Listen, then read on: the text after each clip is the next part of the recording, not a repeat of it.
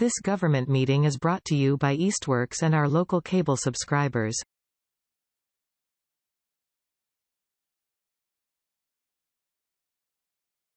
Excellent. Okay, well, good evening and welcome to the June 3rd Superintendent and Interim interviews.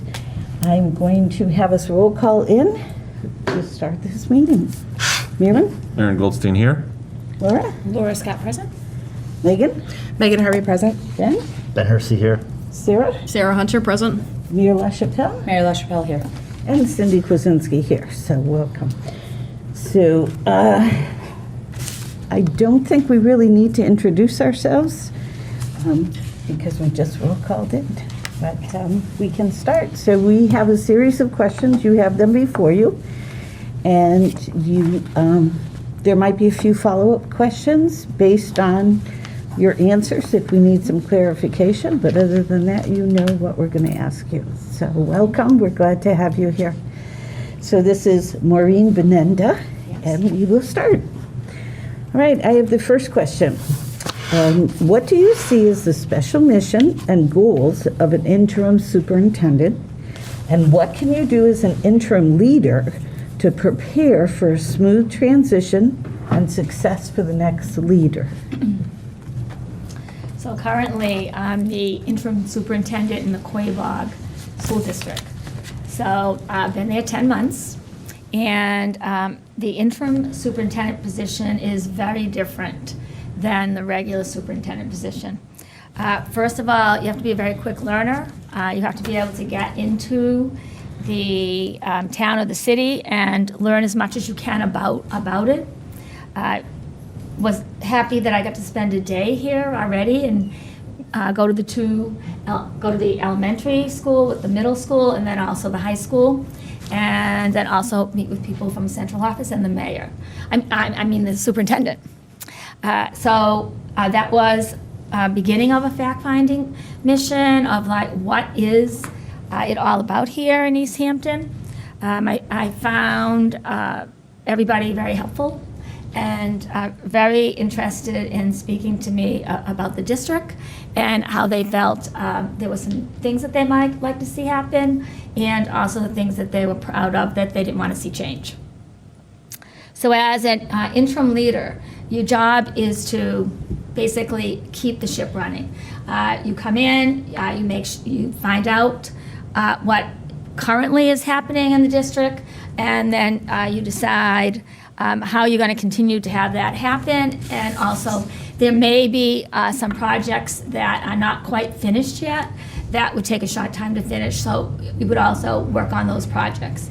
A lot of it has to do with communication with the school committee as to what type of things are they looking for to get completed during that year. And the success, the transition and success for the next leader is to try to solve some of the challenges. So when the new leader comes in, the school district is running very successfully and they can take over and move forward. One of the things I always like to look at is what is the strategic plan? What is the mission and vision of the school district? And I see, in your strategic plan, it's very similar to my experience because I was in Worcester for 46 years in many capacities there. Teacher, special ed department head, assistant principal for 12 years, principal for 8, and superintendent in Worcester for 6. And so some of the things that are in your strategic plan, of course, were in my strategic plan, such as the aligned curriculum. So one of the things we do is continue to make sure that you have aligned curriculum here. How do you engage families and how do you engage the community to continue to do that? And then it's very important that equity really guides decision making. When I was in Worcester, the school I was at was 1,400 children in the school, but it was one of the poorest high schools in Worcester. And my job always was trying to make sure that those children got everything that everybody else got. So, whether it was I was going to get more AP classes so that everybody was eligible to take advanced placement. I'll share with you one of the example of that is that looking at our data, we saw that our English language learners there weren't very many English language learners in advanced placement classes. And so we decided with my administrative team that we were going to show that English language learners could take advanced placement classes by just providing extra support. So we picked the best social studies teacher in the school, and we picked 13 English language learners, and they were mostly threes. There were a few fours and fives, EPL level. And so that teacher taught the class twice a day. So instead of having that one period, and it was AP Human Geography, one of my favorite classes, and so the students took that class twice a day instead of once a day. And what happened at the end of the year? Every single one of them got a 3, at least a 3. So we shared that with the faculty because it was really important for people to realize that sometimes we might think that certain students can't take high-level classes, but it's really about what's the extra supports we provide them. It's not so much that they can't take it, it's what do we need to do to provide them so they can be successful. I think that comes from my special ed background. I was a special ed teacher. I do have 2 special ed brothers, and our goal for our family was that they get to have opportunities to read, to drive, to be able to cook, so that they can be successful in life. So my philosophy is always, if there's a barrier, let's find a way to go around that and provide the services that students need so they can be successful. So as an interim superintendent, that is part of who I am. I would continue to do that here. Thank you. Thank you so much for coming. Our second question, how would you maintain morale during an interim situation or transition? So I think morale is very important. You have to have good morale. Teaching is become more difficult than it has ever been. There are a variety of students with very different needs in your class, more since COVID, with having some of the social emotional learning challenges. And morale for a teacher and for a school staff is really important, because if you have a very difficult job, but you feel as though the people that are your leaders support you, you're able to continue and go through and be successful. Morale has a lot to do with trust. Like, do you trust your leader? Are you able to have good communication with your leader? I always shy away from the word transparent, because I find that sometimes people say I'm transparent to hide away when they're really not. So really important part is that you get to know the staff, you get to know the families, you get to know the students. I love getting to know the students. And that if you say you're gonna do something, you do something. If you can't do it, you explain that you can't and why you can't. And that you do things to help the morale of a school. So for example, for me, there are little things that make a big difference in your staff. So I find out all their birthdays, and I send up birthday email to them on their birthday. That's not, some people might say that's not a big deal, but it really is, because I'm always looking for ways of what do we all share. We all share birthday. And so it makes a difference, to get a birthday email from your superintendent or your principal. Little things like that help with morale. Also responding, let's say with principal morale, responding to the challenges that they are having, being present in the school. I believe that central office doesn't belong sitting in central office. We really belong in the schools, supporting and working with principals, observing classroom instruction, giving positive feedback to staff so that they can improve. And when we see things that are great, we send them a note and let them know that. I can remember from my early days of teaching, there was a great guy, his name was James Looney, and he would have this black pen, and he would just etch out a little note and put in your mailbox. Well, 47 years later, I still have his notes. So I think it's a really important thing to recognize when you see something that's positive, and when you see something that needs to be changed, you still approach it with a positive attitude and support for that person. I have a quick follow-up to that, Sydney, if that's okay. Yep. You had noted the importance of communication. Can you talk specifically about communication with the community, families, and stakeholders when we're addressing morale specifically, and how do you do that just more specifically? So basically, letting them be informed of events that are happening, keeping them aware what's happening in the school, what's happening in the district, offering parent and community forums so that we can talk to them about what's happening in the community, the special things that are happening. I think that parents get so busy, sometimes they don't realize all the fun things that are happening in schools, and to really get that information to them would be important. If there was something that was happening that wasn't so great in the schools, or an event that had happened, it's important also to right away get the information out to parents so they know what happened, and they also know what you did about it and what's going to be the follow-up. Thank you. Welcome. Thank you. Describe how you see your role in working with the community and district during an interim superintendency. I saw in some of your information that I really liked that you believe that the school should be the center of the community, and so don't I. I spent, as I say, 46 years in Worcester. I was in the school that I was at. I was the field hockey coach for 12 years, the cheerleading coach for 12 years, the variety show director, sophomore class advisor. We had a pool, so I was the lifeguard, the swim interim instructor, and also taught in the sports camps. So my whole life has been being very involved in the community.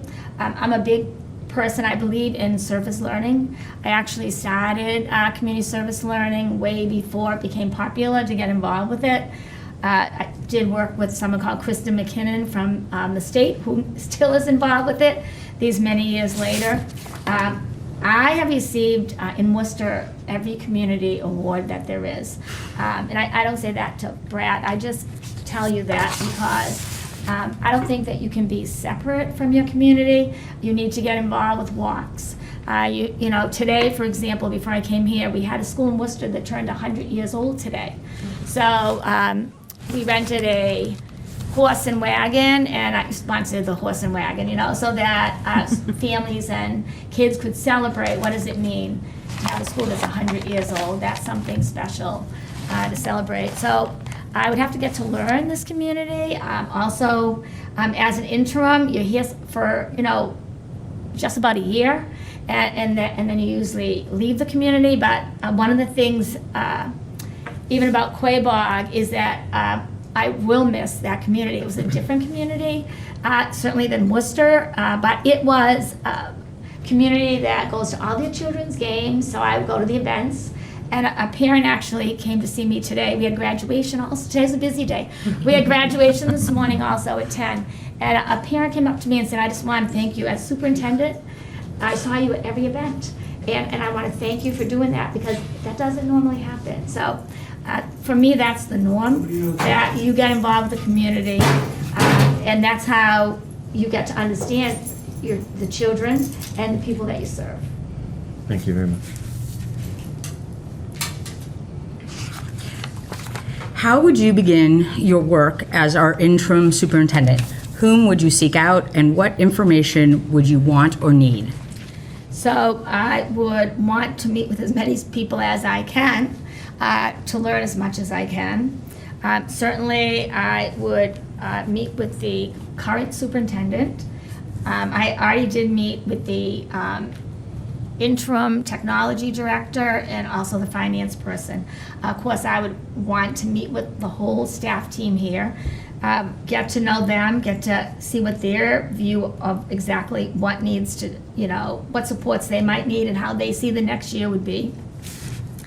I would like to meet with more of the students again, to talk to the students about what they would like to see, and also work with the mayor also to see what your vision is, and the school committee. I'd also, though, look at a lot of the data that you have. I've already looked at your data, your MCAS data. Very impressive that you're only a couple of points away from the state. average on the MCAS. Still, there are some areas that was present when I was superintendent in Worcester and present when I'm Quabog, which is your L population and your students with special needs. Like, how do we, continue to catch them up? So I would want to meet with the special ed director to see what are the plans for that to happen.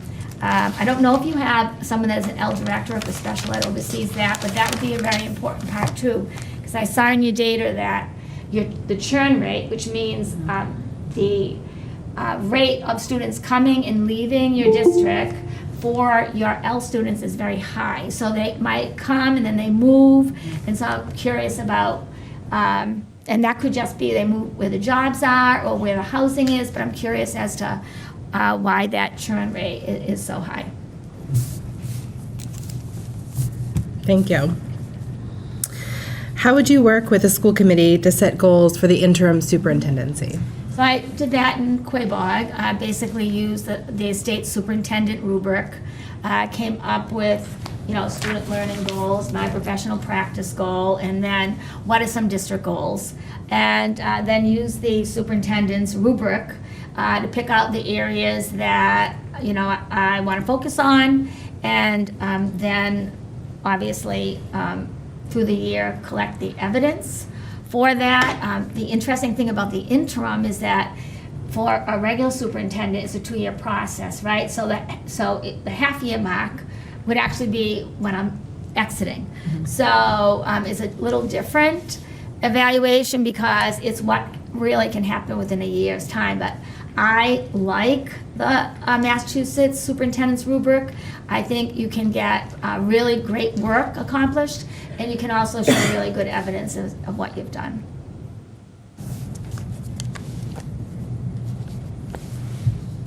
Thank you. Sarah? Sarah? Oh, I'm sorry. That's okay. We signed that one too. How important is it for an interim superintendent to be visible in the schools and in the community? And how is this different from a superintendent on a longer-term contract? Somewhat covered So I this think already. it's important for whether it's an interim or a long-term superintendent to be seen in schools. It's a very important job to be the leader of a school system. You're responsible for making sure that every student gets the opportunities they deserve and the supports they need, and also for the training of your staff, evaluation of your staff. And it's very difficult to do any of that unless you're in the schools and you actually see what's happening. I love being in schools. I also like to do walkthroughs. So we have a team, district office, as well as principals. Might be a lead teacher, and regularly go through classrooms with a rubric and only look at one part of that. So you might just look at time on task. How long is the time on task? What I like to look at is how much teacher talk is there and how much is student talk and students working together. That's a really important thing to look at, because less teacher talk and more students trying to use their skills to work together to figure out the work is where we want students to go for their future training. Can I ask a quick follow-up? Just in regards to those walkthroughs, I think that's a really interesting idea, and I was just wondering, after that, kind of what happens after the walkthrough and you have the information and you have feedback for the teacher? That's a good question. So usually we put them on our phones, right, and we go through, and there's one rubric, there's 5 rubrics, we'll just say we're going to use that one, and you pick whether you saw it 100%, 50%, or not at all. It automatically calculates, so then it goes on a chart. So then after you go back into a room or an office somewhere, and you put it on the chart, and we don't identify it by teacher name, because this is dipsticking to really see if, for example, in Quabog, we're doing the Wonders curriculum for the first time. So K to 6, we're doing the Wonders curriculum, and we want to know, are we actually seeing the Wonders curriculum we're going in, right? So it's a quick dipstick of that. So you get together afterwards, all the people who've done the evaluations, and you look at the chart and you discuss what you saw. And then what do you think some of the improvements are? Then the principal of the building shares with the staff at a staff meeting what happened. This is what we saw in the walkthrough. No individual teachers are identified, and this is what we want to see for improvement. So we try to do at least one grow and one glow. Thank you.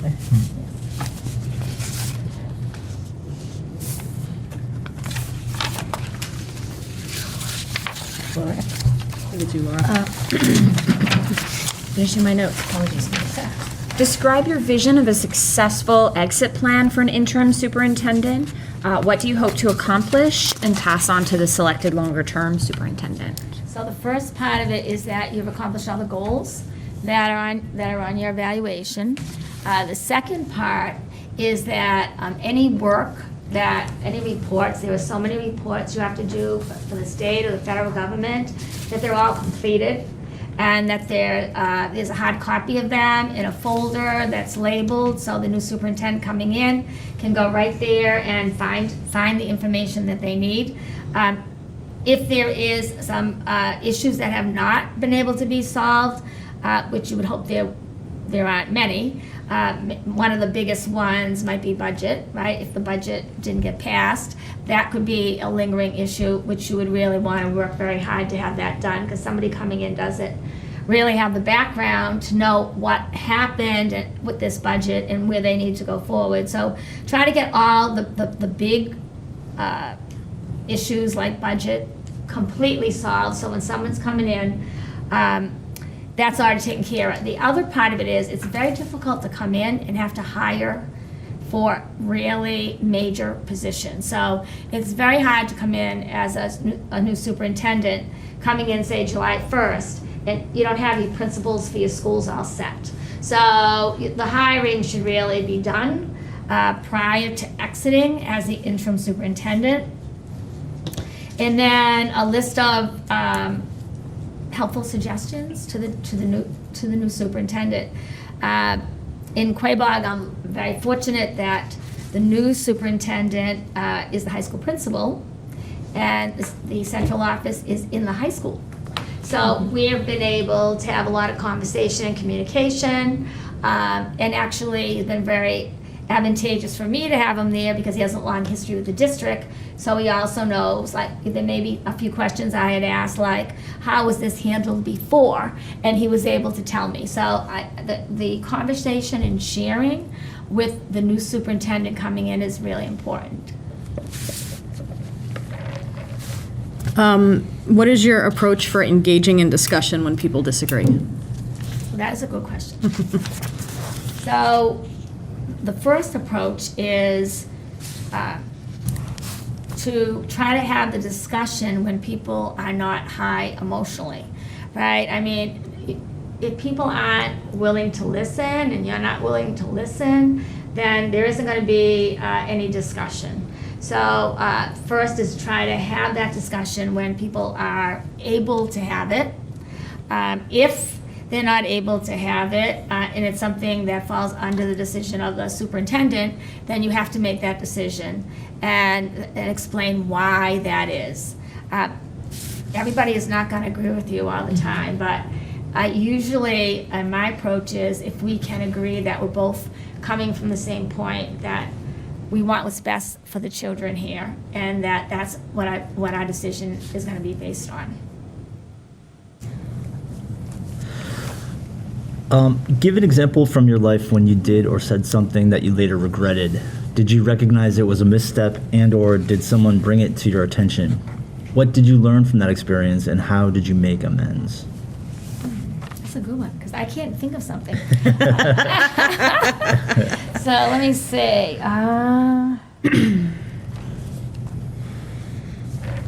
No, I really don't have a. Sounds weird to say I didn't make any missteps, right? In 46 years. But I'm trying to think of what would be one. I guess.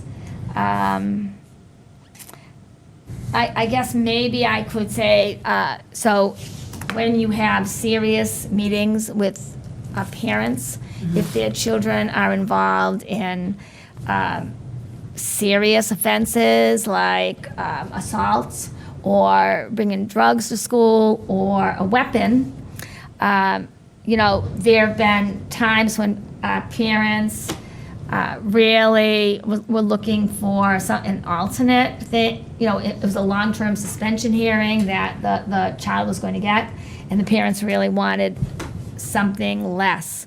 And I guess maybe in some cases I still believe that we needed to do what the policy booklet says on discipline, that maybe I could have spent a little more time with those parents and really get them to understand why we really had to go forward with that decision. Thank you. Can I ask a follow-up to that? Piggybacking off what you just said, is your position moving forward still, do you view it being pretty critically important to have strict adherence to those policy guidelines, or do you leave space for maybe a specific incident being the opportunity to discuss a revision or an adjustment to an existing policy guideline where discipline is concerned? So what I have to do is look at the policy that you have here. I don't know what your policy is, but usually if it's something like someone brings a gun to school, that's a pretty serious offense. Versus a fight between two students, you can do so many more things besides suspending a student for that. It used to be many years ago that was an assault, right? And that student had to leave also, but do I think that's the only answer now? No. I think some things, yes, but you also have to make sure that child receives an education while they're not at school during that time. And again, based on your policies that you have here, I think you should always look at what we can do, but also some offenses are very serious and kids can't learn if it's not safe. So we have responsibility to make sure that schools are safe. Thank you. Being a public official may invite criticism and sometimes hostility from those that don't agree with decisions you've made, and sometimes requires leading a district with a divide in opinion. How do you manage that type of feedback and situation? So I think a lot of people that have been in school administration, everybody is, or in politics, everybody has been in that situation. I think initially it's uncomfortable, but the longer you're in it, the easier, I would say easier, but the more you can handle it. And basically, it's okay to get criticized. If hostility also comes from that, and you have made a decision that you think is right, you have to stick by your decision. But don't return that hostility back to the people, right? You can just say, I'm sorry you don't agree with me on this, but I'm really feeling this is the right decision. And I hope that even though we can agree to disagree, and that we can still work together for the benefit of the kids here. So when I did the community part of the tour here, there was a parent that came and asked me, how are you going to help us heal here? That was a direct question that the parent asked me. And I said, well, my view of this is, you and myself, if I receive this job, we have to take our focus on kids. What do we need to do to help our children here be most successful? And I said, and we teach our children also, when there's criticism and people don't agree, by example, how do we handle that? So I think the basic is to be honest with people, make your decision based on facts. Don't get emotional about that. Be able to still have passion for what you believe in, but to say it in a way that you don't offend other people. Can I ask a follow-up? To dig a little deeper, can you give me a window into your decision-making about what types of criticism you'll choose to respond to and which you feel are just not useful to engage in, and kind of how you make that determination? So I would respond to all criticism, right? I mean, I think you have to respond. When you don't respond, I think it gets worse.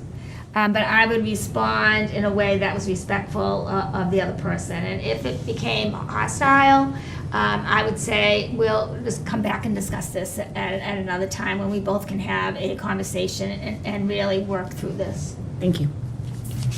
Okay, what specific skills and strengths do you feel you offer to this interim position?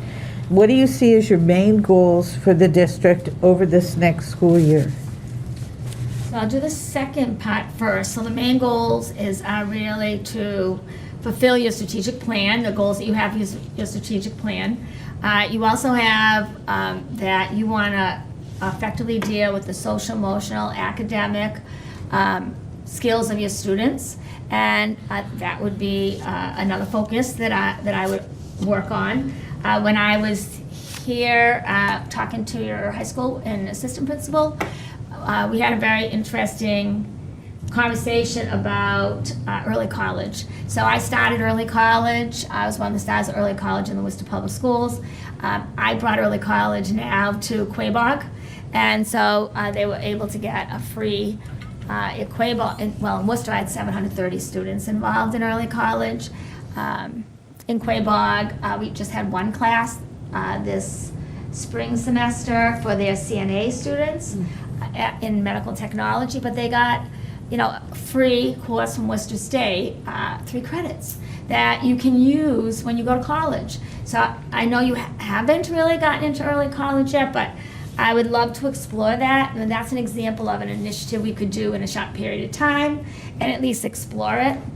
And another conversation we had at the high school principal was about the number of kids that go to technical school and actually leave the district. And I said, and I know you have a person here that does curriculum or grants. They said there was somebody in here that does that. And I was saying that there is a really great program out there called Innovative Pathways that I also started when I was in Worcester. And that's, it's not a Chapter 74 program, but it is funded by the state, and they're always looking to expand it. For example, students get their credentials, stacking credentials. So not only would they graduate with their high school diploma, but they could also have credentials and certificates in other areas. So I think that's kind of the next step when you talk about high school is what more opportunities can you provide for kids? So they have the stacking credentials. They also have the AP classes. And for those kids that don't want to take AP, the Innovative Pathways has actually engaged them in staying in school. So I would like to explore that. The other part, when I talked to the elementary principals, and I looked at the math, I would say math here, elementary, it's not far off from the state, but it's less. Also across the country. One of the side effects of COVID was, because math's hard to teach yourself, right? Math scores are just not where they need to be. And there are, at Quabog this year, we were fortunate enough through, I don't know if you know, a foundation called the 1-8 Foundation. It's a amazing foundation, right? Joanna Jacobson, she's from the foundation's out of Boston. They only fund the best programs in the state, or maybe they do the country, but anyway, in the state. So in Quabog, I was able to get ST Math in. I love it. I actually have that little GG penguin on my back of my car. It is an unbelievable math. It's not a math program. It's a math support. The kids have to do 90 minutes a day. And math scores soar in the elementary school. So I'd be curious about that. I did talk to the elementary principals and asked if they'd ever heard of it. And would they be interested in something like that? And they did say that they would be. So there are some things from my background that I know have been really successful that you haven't got here yet that you might be interested in. You might not be, but I'm just saying they're very successful programs that are out there that are grant funded and can make a difference. Thank you. What do diversity, equity, and inclusion mean to you, and how do they relate to the school environment? Please explain an instance where you personally advocated for diversity, equity, or inclusion in a workplace. Sure. Well, So I was at the second most diverse high school in Massachusetts for 38 years of my teaching career. I want to say that every single day of my time there, before everybody started talking about diversity, equity, inclusion, that was what my goal was, to provide for all kids what they need to be successful. Let's see. Well, I can give you a good one. For advocating for diversity, equity, or inclusion is a lot of times when our students applied for college, they didn't have anybody in their family to take them there. So I would take them and try to get them into the best colleges in the country. And I had a lot of homeless students at South High School when I was there.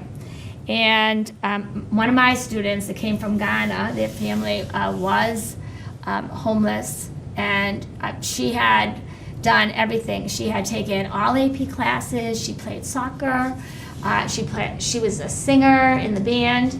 When you say to high school students, you need to do all these things, and if you do all these things, you are going to get into the best college in the country. And so there was a college that she got into, and in Rhode Island, and of course she didn't have enough money to be able to go there, but she got the presidential scholarship, but she didn't have enough money to pay room and board. So I called presidents of colleges all the time and say, hey, you're getting the best student ever. Look at this list of things that this student did. Can you just give them a little bit money for housing? Because they don't have a car. How are they commuting from Worcester, to Rhode Island? And he said to me, well, you know what? Maybe she got the presidential scholarship now, I remember. And we went to the presidential dinner. He gave her the card and said, call me if you need help. I grabbed the card. I said, oh yeah, I'm gonna call him because she's gonna need help. But I called him and he said, maybe she should go to Quincy. Because, you know what, I'm not gonna be able to give her this extra money for room and board. And I said, no way, is she going to Quincy? So basically, I continued to fight that for her. She was from Ghana. She belonged in that area, but because she didn't have quite enough money, he wouldn't take her. Eventually, she got there. She's on all their posters as student of the college. Please come here. She represents that diversity figure for them. And when she graduated, she was the first student to get their diploma from the president of that college. So to me, those aren't just words. That's work, hard work you do, so that your students can benefit from diversity, equity, and inclusion.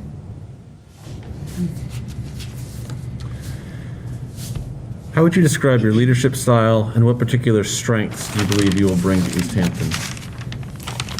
Well, I have a lot of experience. This is my 47th year in public education. I would say that there probably isn't any incident that I have not been involved with that I haven't handled. My leadership style is collaborative. I like to work collaboratively with people. I like to find the strengths in others and encourage them to rise as leaders also.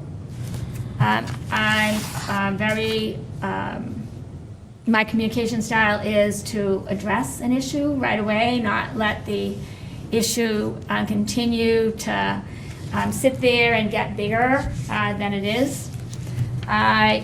For example, in observing principals, I really like to provide support to them, but also let them know if there's something that's not going on that how that needs to change, and try to support that.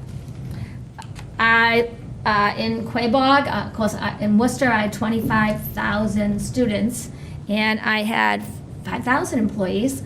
And in Quabog, I had 55 buildings and 55 principals. Here in Quabog, I have 3.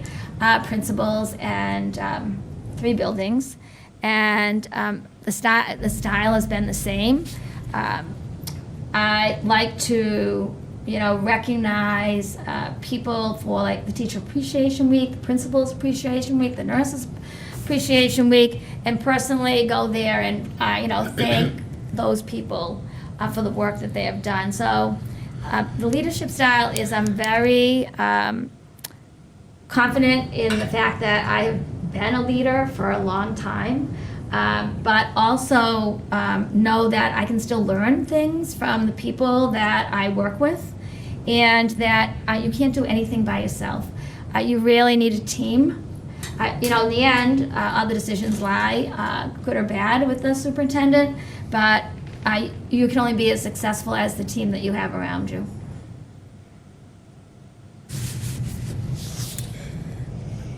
Last question.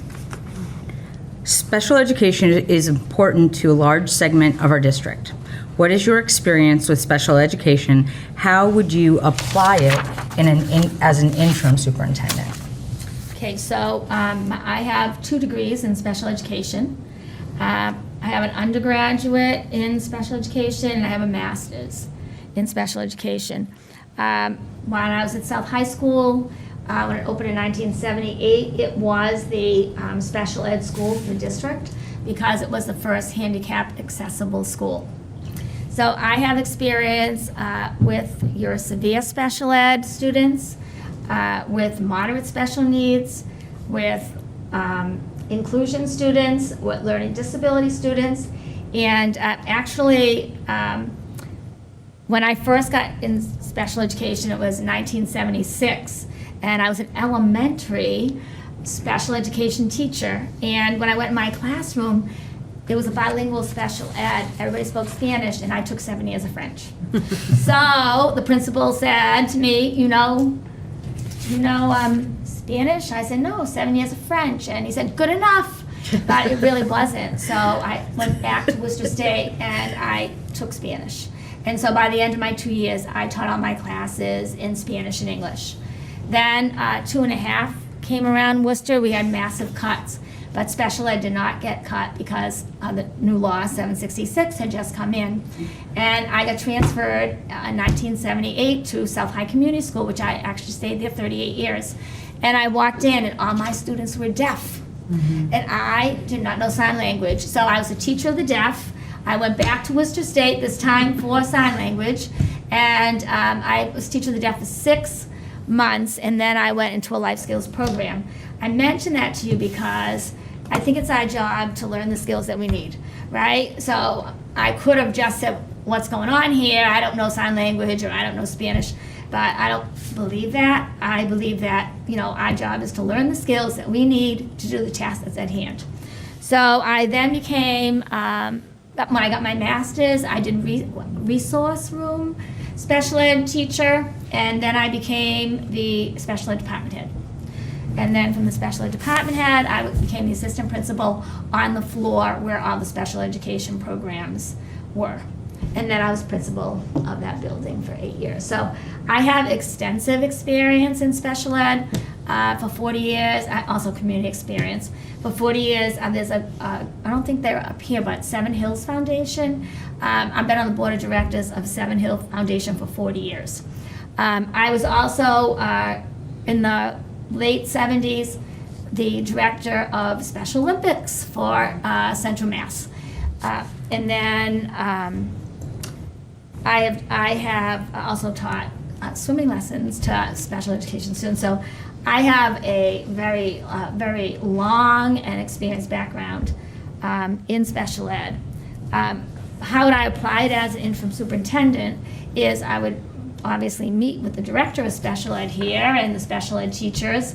And for example, like say when I'm in Quabog, if there's been some difficulty with some students that, they can't figure it out at the school level, then I meet with them and we all try to put our heads together and figure out how can we deal with some children have experienced a lot of trauma.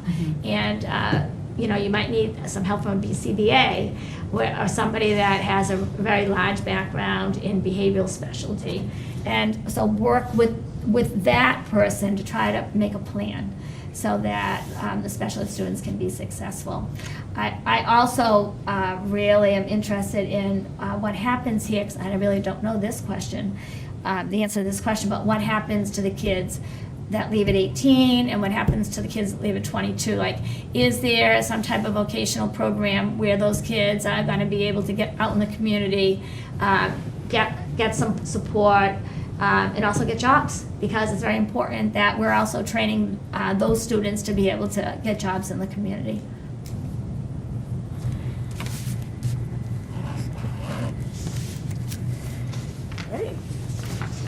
These are questions. My only question for you, is there anything that you want to tell us that you feel we should know and we haven't asked? No, I think you did a great job asking everything. I just want to say that I did retire from Worcester last June, but I really love schools and I like to work in schools. I've spent my whole career in it, so I'm not really ready to retire. So that's why I like the interim position. I have found that I loved the interim position in Quabog, and I'm looking forward to possibly also having the interim here. All right. Thank you very much. Thank you. So other nice questions? meeting everybody. All right. I'll leave the questions in nice and clean. I didn't write on them for them. Thank you so much. Thank you. Thank you for coming on a Saturday. We appreciate it. Thank you very much. Do you mind if I take the water? Oh, yes, of course. So I just had Have a good weekend. Take care. so much. Bye now. Thank you. I have two quick announcements to make sure that the public understands. We do not have another interview tonight. The candidate who was going to be here at 6:30 has withdrawn. And we do not have our internal candidate interview tomorrow. So we are going to just have Monday. We will have 2 interviews, 5 o'clock to 6:30 is our potential time, and then 7 to 8:30. So there will be 2 on Monday, June 5th, and we will do it exactly as we did it here. Here. Yes, here. So, any other questions? And if not, let's have a motion to adjourn. Move to adjourn? Second. All right. Who seconded that? Ben. Maren? Baron Goldstein, adjourn. Laura? Scott. Megan? Megan Harvey. Good night. Good afternoon. Whatever. Hersey, good night. Sarah Hunter, good evening. Marilyn LaChapelle, good night. And Cindy Krasinski, thank you for coming. Thank you for being here. Hope to see you on Monday, and good night. We'll go in the back. This government meeting is brought to you by Eastworks and our local cable subscribers.